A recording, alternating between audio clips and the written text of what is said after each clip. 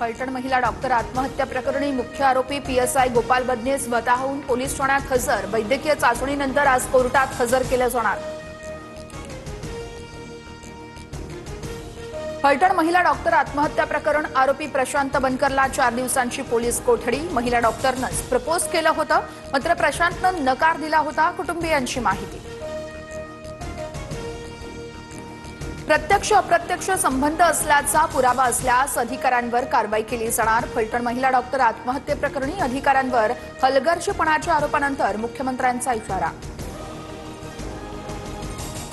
फलटणमधील डॉक्टरच्या आत्महत्येची वरिष्ठ अधिकाऱ्यांकडून चौकशी करा। मंत्री पंकजा मुंडेंचं मुख्यमंत्र्यांना पत्र।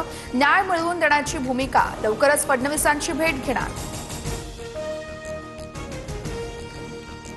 महिला डॉक्टरची आत्महत्या नसून हत्या। सामाजिक कार्यकर्ते विजयसिंह बांगर यांचा मोठा आरोप। माजी खासदार निंबाळकर आणि त्यांच्या पीएची चौकशी करण्याचीही मागणी।